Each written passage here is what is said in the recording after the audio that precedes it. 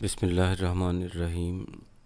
سرمایہ اردو 12ویں جماعت کا 5واں سبق ڈپٹی نذیر احمد کے ناول سے یہ اخذ کیا گیا ہے، اکبری کی حماقتیں۔ سب سے پہلے سبق کا خلاصہ۔ شادی کے چند ماہ بعد ہی مزاج دار بہو اکبری سسرال سے جھگڑا کر کے محمد عاقل کے ساتھ الگ گھر میں رہنے لگی تھی۔ انہی دنوں شہر میں ایک کٹنی آئی ہوئی تھی۔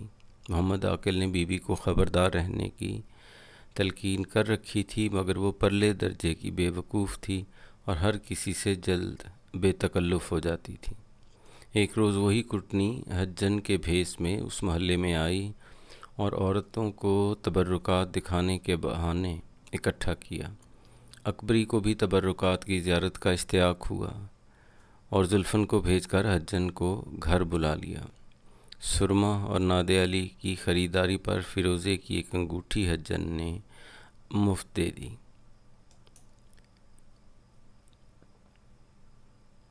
پہلی ملاقات میں حجن کو اکبری کی بے عقلی کا یقین ہو گیا تو دوسرے روز وہ پھر آدھم کی اور ایک عمدہ اظہار بند صرف 4 آنے کو اس کے حوالے کیا۔ جاتے ہوئے اولاد کے لیے 2 لونگیں اس نے اکبری کو دیں اور ساتھ ہی حج کا ایک فرضی سفر نامہ سنایا۔ بھوپال کی ایک بیگم بلقیس جہانی بیگم بے اولاد تھیں۔ کسی فقیر کی دعا سے اسے خواب میں بشارت ہوئی کہ حج کو جا اور مراد کا موتی سمندر سے نکال لا۔ بیگم نے 500 لوگوں کو اپنے خرچ پر ساتھ جہاز میں سوار کرایا۔ حجن ان میں سے ایک تھی۔ کوہ حبشہ پر ایک شاہ صاحب کی زیارت کی، جنہوں نے 12 لونگیں بیگم کو دیں اور حجن کو دلی اور آگرہ میں لوگوں کے کام بنانے پر مامور فرمایا۔ شاہ صاحب کی دعا سے اللہ تعالیٰ نے بیگم کو 4 بیٹے عطا فرمائے اور نواب صاحب بھی راہ راست پر آ گئے۔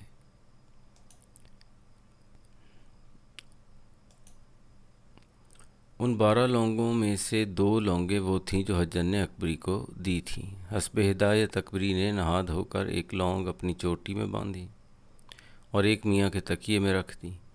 بیوی اور گھر صاف ستھرا دیکھا تو محمد عاقل بھی خوش ہوا، ساتھ ہی سستا اظہار بند دیکھ کر اکبری کو حجن سے ملنے کی اجازت بھی دے دی۔ طمع نے محمد عاقل کی عقل پر بھی پردہ ڈال دیا تھا۔ اگلی بار حجن جھوٹے موتیوں کی ایک جوڑی لائی۔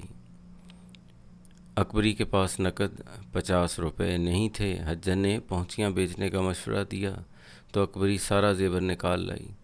زیور پڑے پڑے میلا ہو رہا تھا اور کئی ایک میں ڈورے ڈلوانے کی ضرورت تھی۔ چنانچہ زیور اجلوانے اور ڈورے ڈلوانے کے بہانے حجن نے زلفن کو ساتھ لیا اور موتی وہیں چھوڑ کر بازار چل دی۔ راستے میں دیکھا کہ ناک کی کیل نہیں ہے۔ کیل لینے زلفن کو واپس گھر بھیجا۔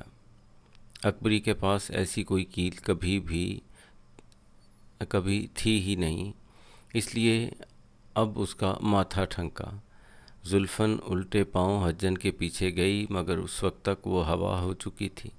محمد عاقل نے آ کر سنا تو میاں بیوی میں خوب لڑائی ہوئی۔ معلوم ہوا کہ حجن اور بھی کئی محلوں میں اسی طرح لوگوں کو عورتوں کو لوٹ چکی تھی۔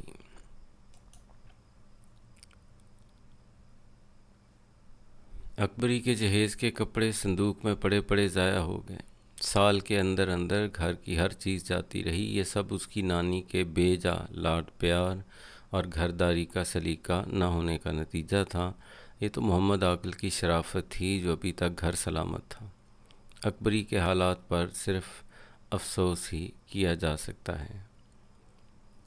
رہ گئے اس کے حوالے کے لیے باتیں تو بہت ساری جب آپ پڑھتے ہیں، لیکن بنیادی سی ایک اس کا یہ جو انسان میں طمع، لالچ، اگر اس کا کہیں سبق کا تو مرکزی خیال تو یہی سمجھ میں آتا ہے، جو چیز مولوی صاحب نے بچیوں کی تربیت کے حوالے سے جو سامنے لائے ہیں اس سبق کے نتیجے کے طور پہ، جو اخلاقی سبق ہے اس میں، وہ تو یہی ہے کہ انسان دھوکہ اسی وقت کھاتا ہے جب اس کے دل میں لالچ آ جائے۔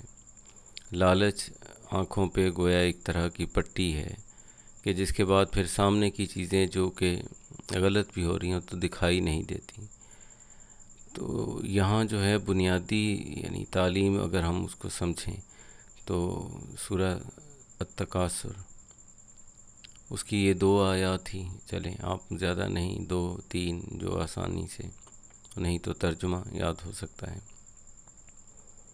بسم اللہ الرحمن الرحیم، الہاکم التکاثر حتی زرتم المقابر،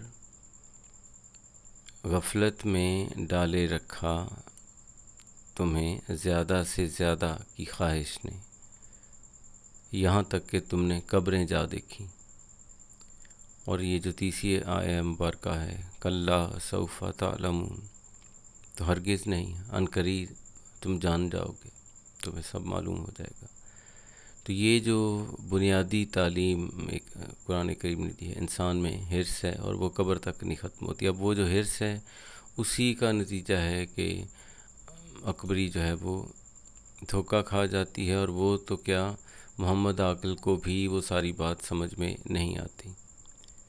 اور جب اس کا پہلی دفعہ اس کو جھوٹ کا پتہ چلتا ہے اکبری کو کہ وہ کیل نام کی کوئی چیز نہیں تھی، تو تب اس کو سمجھ میں آتا ہے کہ یہ سب کیا ہو رہا تھا۔ بہرحال اس کے علاوہ بھی حوالے کی باتیں بہت ہو سکتی ہیں، لیکن ایک بنیادی بات ہوگی، خلاصہ ہو گیا۔ امید ہے سبق قدرے آسان ہو گیا ہوگا۔ السلام علیکم ورحمۃ اللہ وبرکاتہ۔